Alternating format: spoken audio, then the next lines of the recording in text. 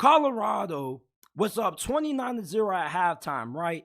And I ended up falling asleep in this game, right? Because I thought Colorado already had this damn game. When I was like, man, they up 29-0 on Stanford. I'm going to bed. I'm tired. Well, I wake up at 4 a.m. and I check my damn cell phone. I go on the Bleacher Report app, and these fools done. These fools choked a 29-point lead, dog. I could not believe what the hell I was watching when I was watching the replay of this game. You talk about a complete collapse. I mean, this was the collapse of the great Roman Empire. You're up 29-0 against Stanford, one of the worst teams in all of college football. How the hell do you blow this big of a lead? Well, in the second half, Colorado just completely lost it. They were undisciplined. They had stupid penalties. Like, they had countless penalties where they had too many men on the field. You feel me?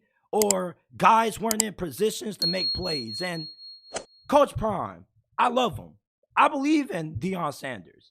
But in this game, I kind of noticed a couple of his flaws. The first one is that I don't understand why he allows 23 to stay in the game, get cooked, and not even give Cormani McClain at least a chance. You feel me? Like, Cormani McClain obviously should be the team's second best cornerback. Now, he has had his moments where he hasn't looked good, like against Arizona State, but he also had some moments where he looked great, like against USC. So I don't understand why you don't give Cormani McClain at least a chance in this game, because, I mean, nobody really could stop any of Stanford's receivers. Like, even Travis Hunter was getting routed up. You know, like, there was a touchdown that this Stanford receiver caught on Travis Hunter and damn near took his fucking helmet off. And I was like, Travis Hunter, like, what's going on with you today, man? Now, Travis Hunter was making plays. It's just that, you know, I guess he kind of got a little bit tired. And plus, that was his first game back from injury. So I'm going to cut him some slack. But this team had 17 penalties for 127 yards. It's like they couldn't stop stepping on their own toes. They couldn't stop stepping on their shoes. And Stanford, in the second half, was a more disciplined team. They didn't have the same amount of costly mistakes that Colorado did. And Colorado, remind you, was a, 13-point favorite going into this game? You want to know how you get upset? Turnovers and penalties. That's what killed Colorado in this game. This team wasn't disciplined. And Deion Sanders can say all he wants about how the players got to execute and whatnot.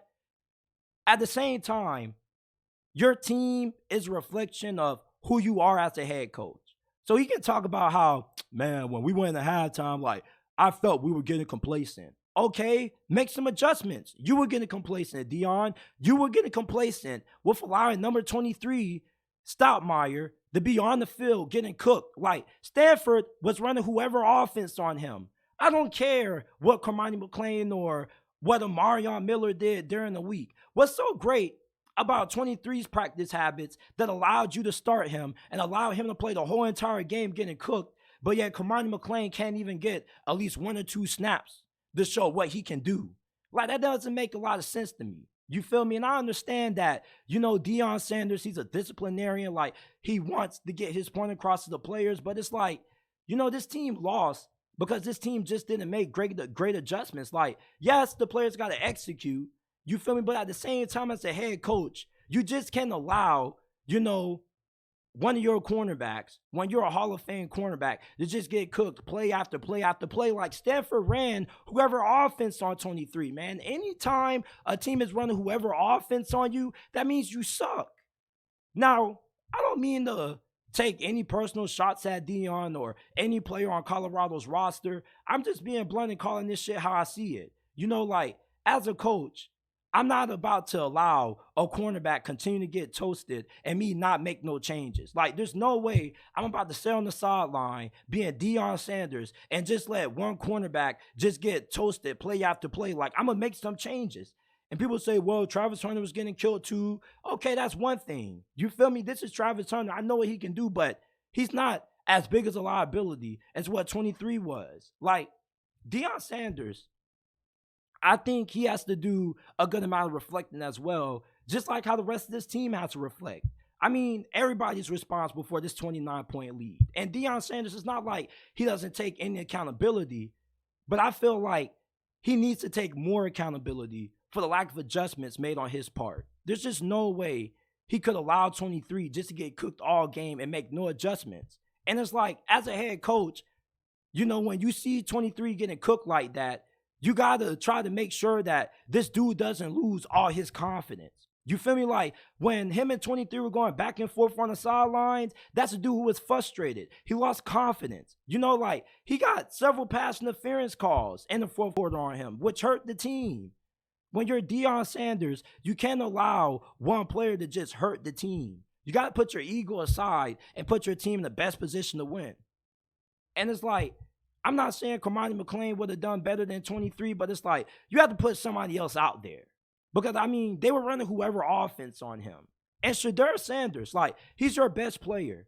You know, this team has won 4 games because of Sheduer Sanders' ability to rise his game in big moments. But it's like, you can't have him throwing stupid interceptions in overtime. Like, that interception that he threw, he literally just threw that shit up. Like, that's something that I've never seen Sheduer Sanders do. Even when he was playing at Jackson State, like, Sheduer Sanders is normally a pretty calm and composed player, especially in high-pressure situations. But in that situation, like, he just said, F it. That was a panic interception. Like, that throw was made out of panic. It was just like, F it. I got to make a play, so I'm going to just throw something up and hope I can make something out of it. You know, like, Colorado was not disciplined in this game.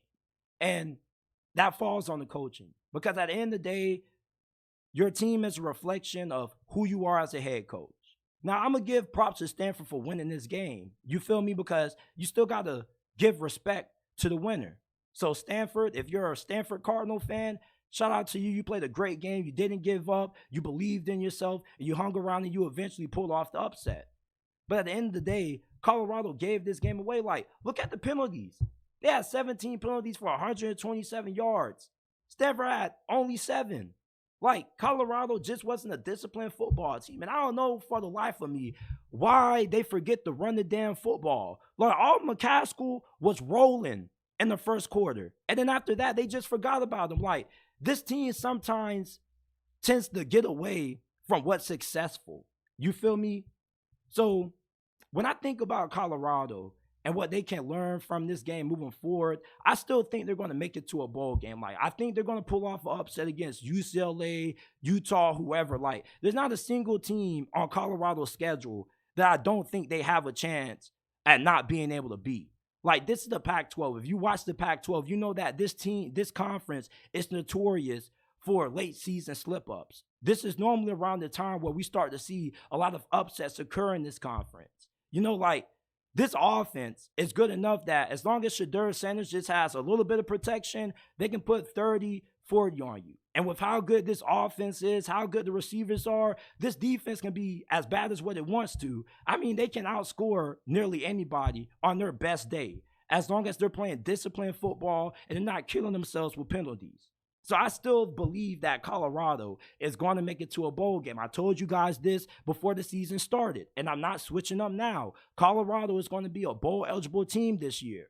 Like, you guys can go back and watch all of my Colorado videos before the season. Like, I had these boys beating TCU. Like, there's people who hit me up every single time Colorado loses. You still believe in Coach Prime? Oh, your prediction isn't aging well. Like, bro, like, y'all act like Colorado was supposed to be winning the national championship this year. I knew they weren't going to be that great, but I didn't believe they were going to be bad enough where they won't be able to make it to a bowl game. Like, at the end of the day, Colorado still is a solid team. Like, you can tell this is a team that was built from the portal. You feel me? So, of course, they're not going to be great. They're going to have a lot of deficiencies. But the fact that they got 2 great players in Travis Hunter and Sheduer Sanders, a great offensive coordinator, Sean Lewis, and a good group of wide receivers, that's going to allow them to hang in the majority of games that they play in. Like, Oregon State, Washington State aren't miles better than Colorado. Like, Colorado can beat Oregon State. They can beat Washington State. They can beat UCLA. Like, Dante Moore hasn't looked that hot. So I still believe in Colorado moving forward. I still think they're going to be able to win 2 more games and become bowl eligible. I'm not giving up on Coach Prime. I still believe in them. But This loss at Stanford, I believe, was a reality check that they needed.